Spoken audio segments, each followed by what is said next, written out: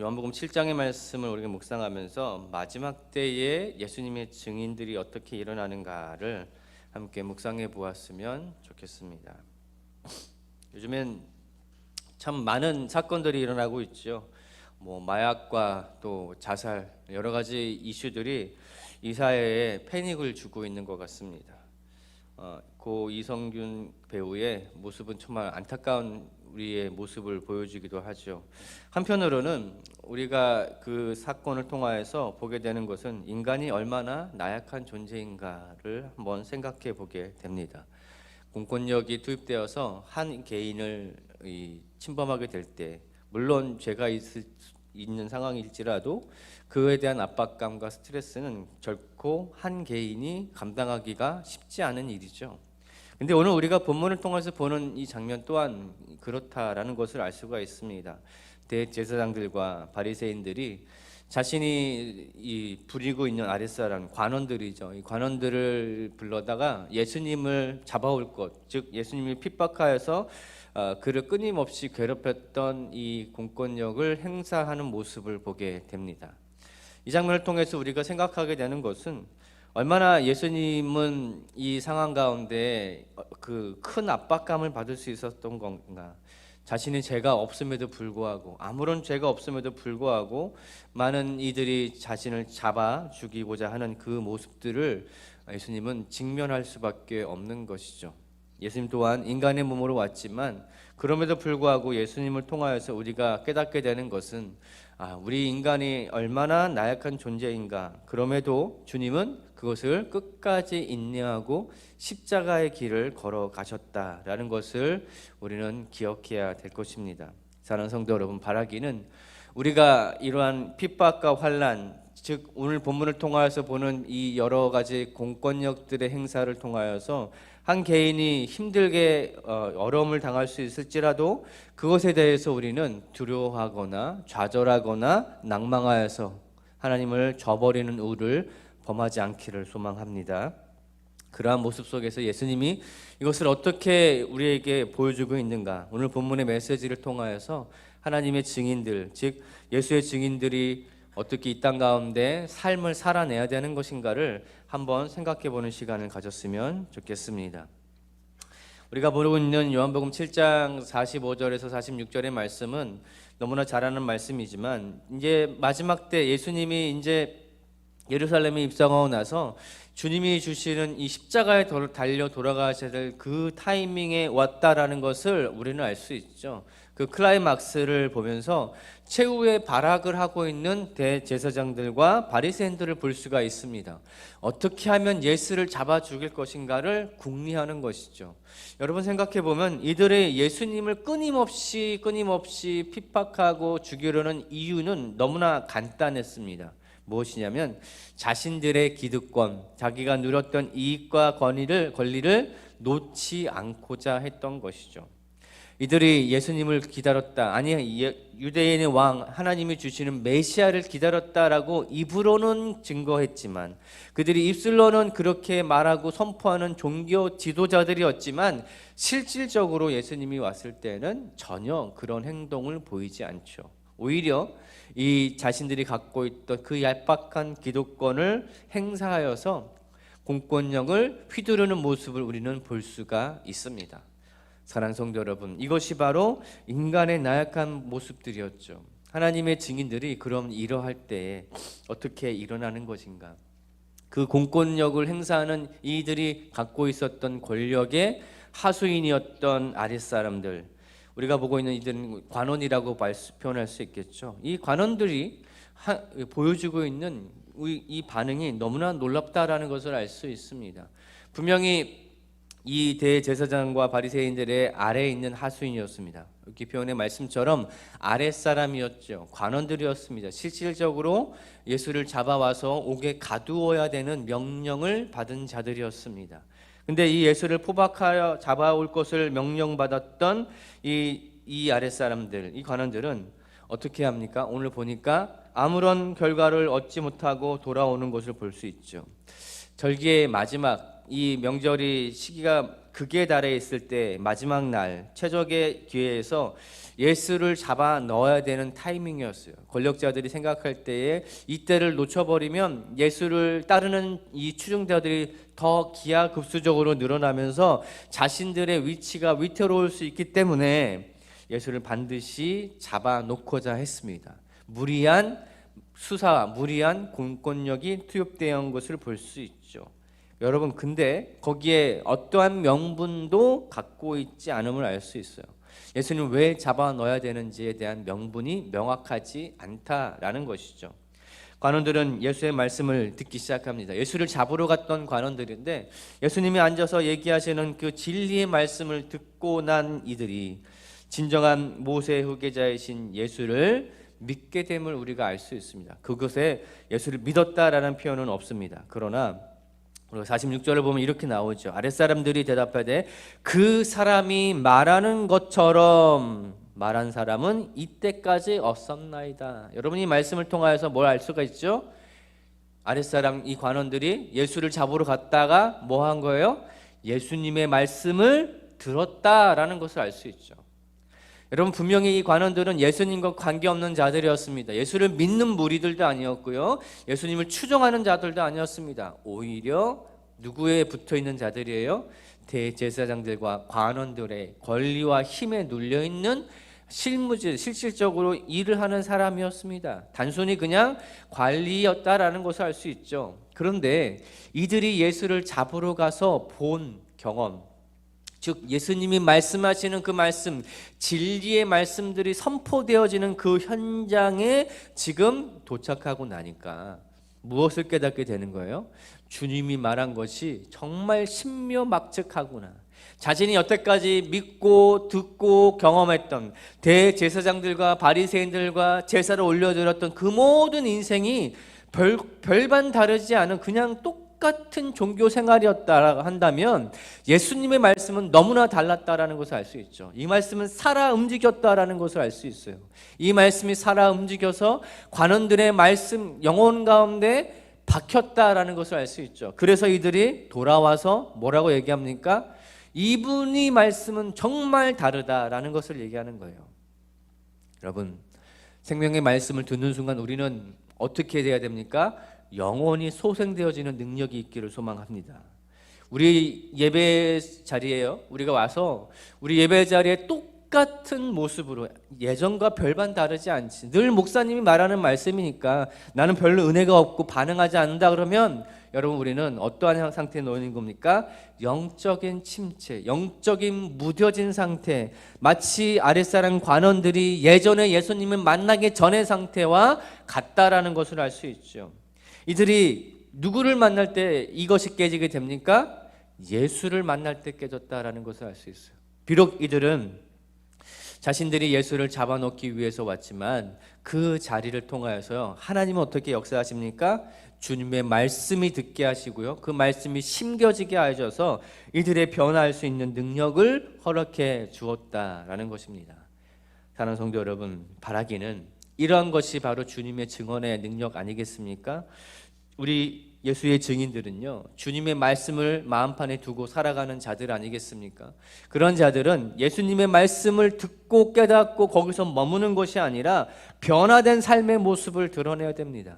이제는 더 이상 내가 예전에 대제사장의 아랫사람처럼 관원처럼 행동하는 것이 아니라 그들의 무조건적인 명령을 따르는 것이 아니라 더 위에 계신 진리이신 하나님의 말씀에 따라서 그 말씀에 순종하여서 달려가는 자로 우리가 살아내야 될 줄 믿습니다.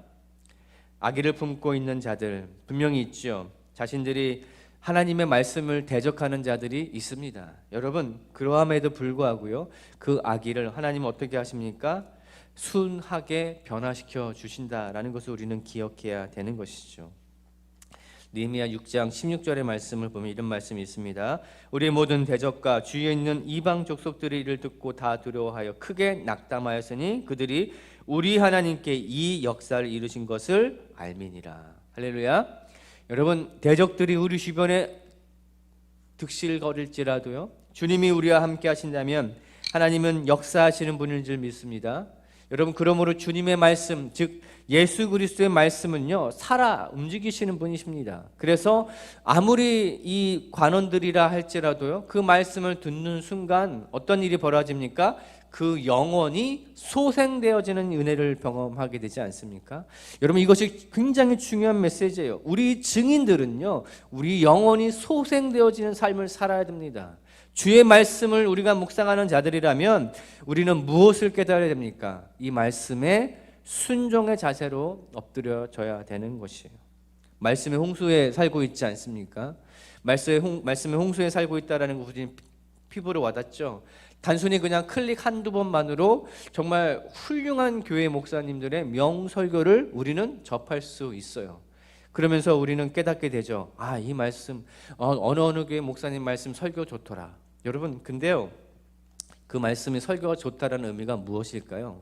그 말씀의 설교가 좋다라는 얘기는요, 단순히 그 말씀이 언변이 화려하거나 또 그 말씀에 뭔가 풍성한 뭔가가 이 소스가 많은 거, 여러분, 그것은 결코 말씀이 좋은 것이 아닙니다. 오히려 더 좋은 말씀은요, 우리가 그 말씀에 반응하여서 우리의 삶을 예수께로 돌아가는 자, 그래서 그 말씀이 살아 숨쉬어서 내가 깨닫고 실천해 나갈 수 있느냐 없느냐가 우리의 그 말씀이 살아 숨쉬고 있는지를 좌우한다는 것을 기억하기를 소망합니다. 아무리 많은 유튜브에서, 아무리 많은 영상에서 좋은 말씀이 흘러나오고 우리가 많은 것을 들을지라도요, 그 듣는 것에서 멈춰 있으면요, 어떤 일들이 벌어집니까? 우리는 마치 관원들처럼, 예전의 관원들처럼, 아니 아랫사람처럼 변화되지 않은 삶의 모습, 진리이신 예수를 아직 변화된 삶의 모습으로 받지 못했던 그 모습의 우리 모습이 아닌가 우리는 깨달아야 되는 것이죠. 대적들이 우리를 집어삼키는 그 모습과 다르지 않다라는 것을 우리는 기억해 내야 된다는 겁니다. 두 번째는, 그렇다면 마지막 때까지 예수를 대적한 자들이 등장하지요. 47에서 49절의 그 말씀입니다. 관원들과 또 다른 자들입니다. 이들은 어떤 자들입니까? 우리가 47에서 49절을 다시 한번 읽어보도록 하겠습니다. 우리 47, 49절 같이 읽습니다. 바리새인들이 대답하되 너희도 미혹되었느냐? 당국자들이나 바리새인 중에 그를 믿는 자가 있느냐? 율법을 알지 못하는 이 무리는 저들을 받은 자로다. 여러분, 마지막까지 대적하는 자들이 누굽니까? 바리새인들이라는 얘기죠. 여러분, 이 바리새인들이 끝까지 대적하는 이유가 뭘까요? 여러분, 생각해 보면 대제사장들이나 바리새인들이 예수님의 말씀을 듣지 않았을까요? 결코 아니죠. 우리가 아는 것처럼 그들은요, 예수님의 말씀을 선포하는 곳곳마다 따라다니며 유심히 뭐 꼬투리 잡을 게 없을까 따라다녔던 자들이었다는 것을 우리는 알 수 있죠. 그래서 뭐 하나만 있으면 질문하고 그것을 건덕지로 예수를 잡아 죽이려고 했던 자들이었습니다. 여러분, 그러니까 이들은 예수님의 말씀을 들은 거예요? 듣지 않은 거예요? 들었음에도 듣지 않은 겁니다. 오히려 오늘 우리가 보는 것처럼 아랫사람이었던 관원들은 예수님을 심지어 잡으러 가려고 했던 그 목적을 갖고 있던 아랫사람이었던 이 사람들은 예수님의 말씀을 듣고 변화됐지만, 예수의 말씀을 듣고 분석했던 자들, 대제사장들, 바리새인들은요, 그들이 예수님의 말씀을 들었음에도 불구하고 듣지 않았습니다. 이게 무슨 얘기일까요? 우리가 동일한 자리에서 똑같은 하나님의 말씀의 설교를 들음에도 불구하고요, 어떤 분들은 그 말씀을 듣고 깨달아서 변화된 삶을 살려고 노력하고요, 또 어떤 분들은요, 그 말씀은 전혀 관계없이 삽니다. 아니, 말씀은 너무 많이 알아요. 대제사장이나 바리새인처럼 말씀에 대해서는 해박합니다. 그래서 그 말씀을 분석하고 쪼개요. 그런데 삶의 변화는 일어나지 않습니다. 여러분, 신대원에 들어가면요, 신학대학원에 들어가면 이런 그 이야기, 루머가 돕니다. 신학대학원에 들어갈 때는요, 1학년 때는 목사예요, 목사. 그러니까 정말 뜨거운 목사의 마음으로 들어가고요, 2학년이 되면요, 강도사가 되고요, 3학년이 되면 전도사가 되고요, 졸업하면요, 평신도가 된대요. 이게 무슨 얘기일까요? 이게 무슨 얘기일까요? 신학교에 처음 들어가면요, 뜨거운 마음, 정말 내가 주를 위해서 살겠다라는 그 뜨거운 소망과 소명의식을 갖고 들어갑니다. 근데 들어가서 배우는 것들이 뭘까요? 말씀을 쪼개고 말씀을 분석하고 그거에 몰두하다 보면은 어떤 일들이 벌어질까요? 하나님의 은혜가 사라져 버려요.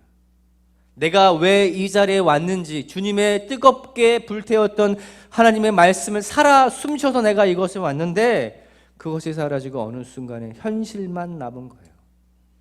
스킬과 지식만 쌓였습니다. 여러분, 그래서 점점점 갈수록 뭐가 돼요?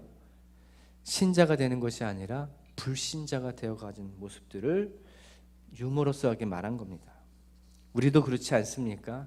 내가 주님을 처음 만날 때, 주님을 만나서 말씀을 들었을 때 깨닫고, 아, 진짜 주님이 나와 함께 하시는구나, 이분은 살아계시는 분이구나 라고 깨달았던 관원들처럼 우리는 살아야 되는데, 그렇지 않고 마치 바리새인들처럼 말씀은 해박하고 지식은 탁월하지만 그들은 오히려 자신들이 갖고 있던 기득권을 놓지 못하고 대적하는 자들, 예수를 대적하는 자들, 스스로 왜 예수를 대적해야 되는지 반어법적으로 오늘 보여주는 모습이죠.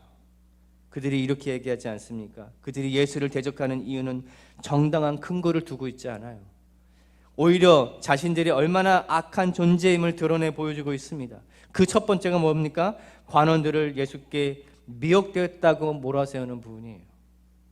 여러분, 이것은 예수를 사이비 교주로 결론을 짓고요, 예수가 말하는 진리를 깨닫지 못한 자신들 스스로에게 말하는 거예요.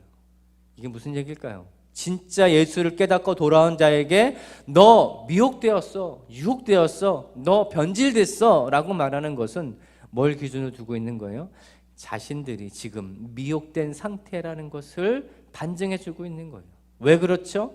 주님을 경험하지 못한 것, 즉 생명의 말씀을 들었음에도 그 말씀을 반응하지 못하고 이미 죽어있는 영혼으로 살아있기 때문에 진리의 말씀을 깨닫지 못하는 것이 뭡니까? 이미 세상에 미혹된 영, 하나님이 아닌 사단의 영에 미혹되어져서 눈이 멀어져 있는 상태로 놓여있다라는 것을 보여주는 것이죠. 여러분, 그렇다라는 겁니다. 때때로 우리가 성령의 은혜를 누린 자들, 정말 뜨겁게 은혜를 경험하고요, 우리가 돌아가면은 종종 챌린지를 받습니다. 어떤 챌린지일까요? 내가 은혜 받은 것을 까먹게 하는 사단의 챌린지가 있어요. 그렇지 않습니까? 분명히 2절에 나와서 하나님 말씀 받고 아멘, 내가 그렇게 살아야지 고백하고 결단하고 돌아갔는데요, 집에 딱 갔더니 남편이, 아니 자식들이 나를 한마디 틱 던지는 거예요. 엄마, 나는 밥은 왜 안 줘? 막 이러면 어떻습니까? 아, 내가 지금 은혜 받고 왔는데 지금 또 이걸 해야 돼? 막 이렇게 막 화가 올라오죠. 그럼 뭐예요? 은혜를 까먹는 거예요. 마치 뭐 하는 겁니까? 대적자들이 그 곳곳마다 지금 보여주게 되는 거죠. 그 은혜의 자리를 빗나가게 하는 거예요. 근데 여러분, 우리가 보고 있는 이 바리새인들, 미혹해 하는 영은 어떤 영일까요? 하나님의 진리를 어떻게 하는 거예요? 흔들리게 하는 자들이에요. 정말 내가 미혹되었나? 라고 의심케 하는 겁니다. 내가 은혜 받았나? 라고 의심케 하는 모든 것들이 사실은 바리새인들처럼 이미 미혹되어져서 자신들이 미혹되어 있는 것을 깨닫지 못하고 나를 흔들려고 하는 자들이다 라는 것을 알 수 있죠. 마지막 때에 이런 자들이요, 무수히 많이 일어납니다. 무수히 많이 일어나요. 사이비 종교의 이 종교 지도자들이 일어나는 이유가 여기에 있어요. 정확하게 깨닫지 못하는 자들을 미혹해 하는 자들이 여기에 등장하는 것입니다. 예수를 대적하는 자들, 당시 시대의 흐름에 보면요, 예수를 알지 못하고 그새가 얼마 되지 않고 있는 자신들을 더욱 강성함을 보여주기 위해서 하는 일들도 있었어요. 무슨 얘기일까요? 예수님을 따르는 무리들은 있었습니다. 그러나 그 새가 많지는 않았어요. 근데 예수님이 예루살렘에 등장함으로 인하여 예수라는 이 분이 메시아다, 한 유대인의 왕이다, 우리가 기다렸던 그 하나님의 아들이다 라는 것을 일파만파하게 펼쳐지는 소문들이 넘쳐나고 있었죠. 우리가 아는 것처럼 종려주일 예수님이 예루살렘에 입성할 때 거기에 호산나 호산나 찬양하고 있었던 이스라엘의 무리들을 보고 알 수 있었어요. 여러분, 그래서 이 바리새인이나 대제사장들의 마음이 더 어떻게 했을까요? 강팍해지고 완악해졌어요. 자신들이 볼 때는 자신들이 갖고 있던 이 권력과 기득권이 누구에게 넘어가는 것처럼 보입니까?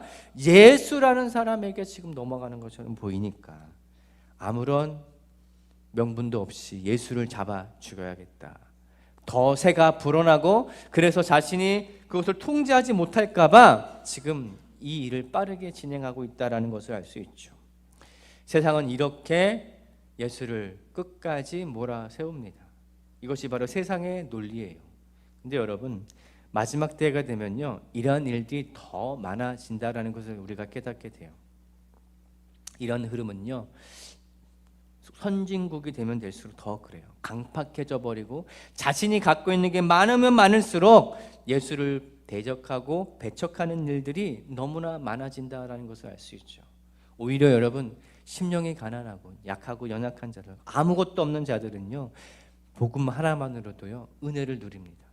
그 은혜의 자리에 변화가 일어나고요, 그 속에 하나님의 역사가 계속해서 일어나지만 그 심령이 완악해져 있는, 아니 자신이 갖고 있는 게 너무 많은 기득권자들에게는 예수를 대적할 수밖에 없는 그 미혹된 영의 상태로 빠질 수밖에 없다라는 것을 우리가 알 수 있죠. 여러분, 이럴 때는 어떤 일들이 벌어집니까? 요한복음 9장 39절의 말씀을 보면 이렇게 나와 있어요. 예수께서 이르시되 내가 심판하러 이 세상에 왔으니 보지 못하는 자들은 보게 하고 보는 자들은 맹인이 되게 하려 함이라. 보게 하고, 여러분 뭘 보게 한다는 겁니까? 진리의 말씀을 보게 하겠다. 예수님이 그렇게 말씀하시죠. 우리에게 있어서 주님은요, 심판하러 오시는 분이기 맞습니다. 어떤 걸 심판하십니까? 하나님의 자녀 되신 그 예수의 자녀들은 천국으로 올려보내는 은혜를 주시고요, 반대로 미혹되어 있는 영혼, 더 이상 그 미혹되어 있는 상태로 머무는 것이 아니라 심판하시겠다라는 하나님의 말씀이 이 말씀이죠. 마지막 때에 여러분, 우리가 두려워하지 않아야 될 이유가 여기 있어요. 세상이요, 우리를 끊임없이 핍박하고 우리를 대적할 수 있습니다. 예수 믿는 자들을 손가락질하고 어리석다라고 몰아세울 수 있어요. 여러분, 그러나 그것이 결코 우리에게는 큰 두려움이나 염려나 근심이나 환난이 되지 않기를 소망합니다. 여러분, 이것이 왜 우리에게 은혜입니까? 우리는 어떠한 말씀을 받은 자들이에요?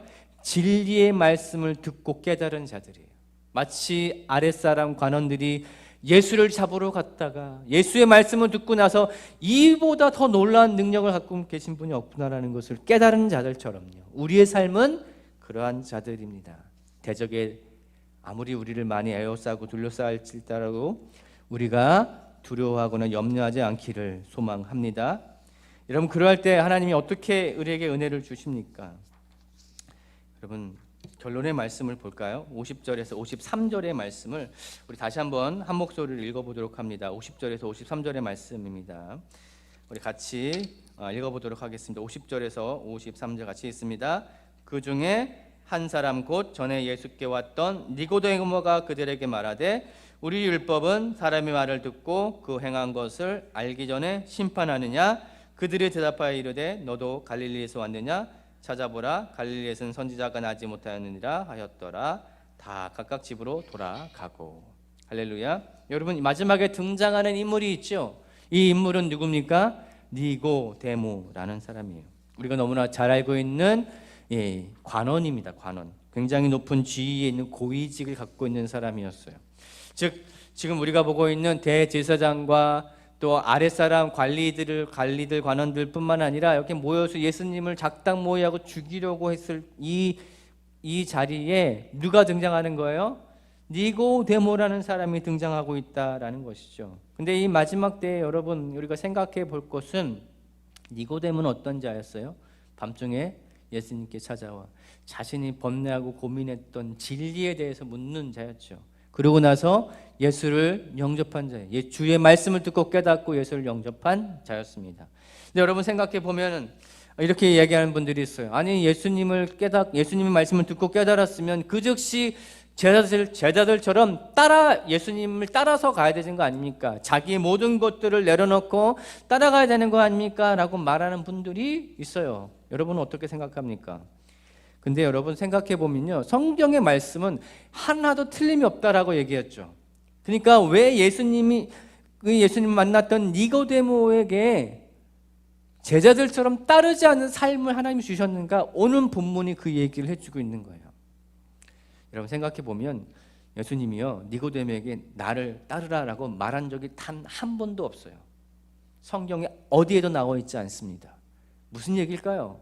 분명히 진리를 깨달았잖아요. 말씀을 들었잖아요. 번뇌하고 고민하고 변화됐잖아요. 그러면 제자들처럼 그 즉시 따라야 되는 거 아닙니까? 아니에요, 여러분. 하나님의 말씀은요, 하나의 방법만 있는 게 아니에요. 하나님은요, 어떻게 역사하십니까? 하나님의 때와 하나님의 방법으로 하나님의 사람들을 곳곳에 배치하세요. 오늘 바로 니고데모가 이곳에서 등장하는 이유도 바로 여기에 있어요. 니고데모를 통하여서 하나님은 어떻게 역사하십니까? 지금 예수님이 어떠한 현장에 있습니까? 마지막 때가 급박하게 돌아가는 이때에, 예수님을 잡아 죽이려고 하는 그때에, 마지막 때까지 끝까지 하나님의 때를 기다리게 하는 장치가 바로 니고데모였어요. 대적자들이 기승을 부릴 때 예수님을 예비하는 자들은 언제나 어느 곳에나 하나님께서 주시는 줄 믿습니다. 그러므로 여러분, 우리는 이렇게 생각해야 됩니다.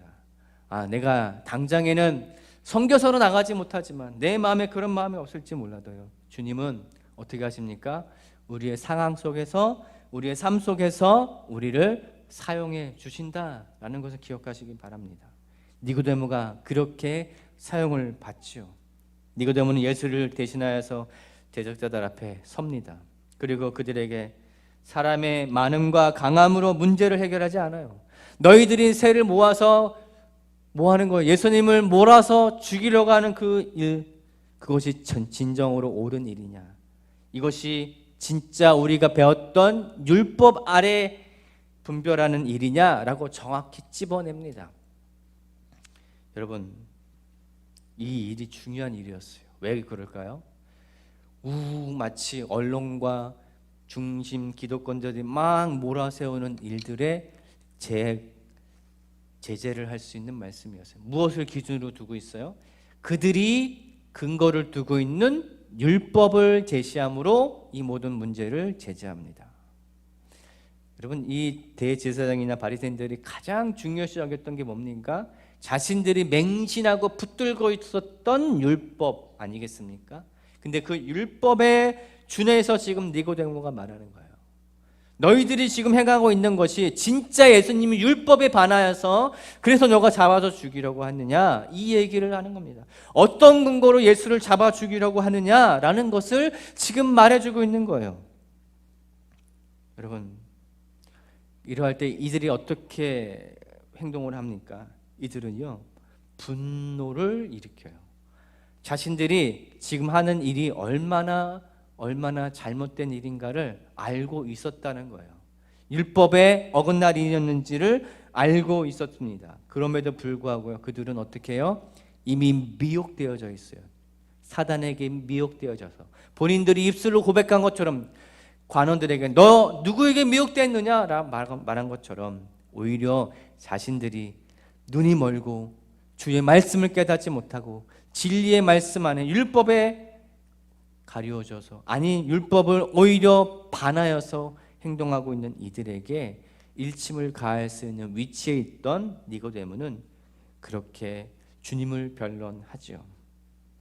여러분, 그럴 때 어떤 일들이 벌어집니까? 하나님이 주시는 은혜의 말씀, 즉 여러분, 이 타이밍에 아직 때가 머물지 않았기 때문에 예수가 잡히지는 않았다라는 것을 알 수 있어요. 그리고 나서 그들이 어떻게 해요? 각자 집으로 흩어져요. 당장에 잡아서 예수를 죽일 것처럼 모였던 자들인데요, 니고데모를 통하여서 어떻게 해요? 우리가 53절의 말씀처럼 어떻게 해요? 각자 집으로 흩어졌다라는 것을 알 수 있죠. 사랑하는 성도 여러분, 바라기는 우리가 니고데모처럼 사용되는 은혜가 있기를 소망합니다. 관원들처럼 주님의 진리의 말씀을 깨달은 자들로 살기를 소망합니다. 여러분, 그러할 때 주님은 어떻게 하십니까? 마지막 때에 예수의 증인들로 우리를 세워주실 줄 믿습니다. 그 증인의 삶을 살아내는 우리 모두가 되기를 소망하며 같이 기도하기를 소망합니다.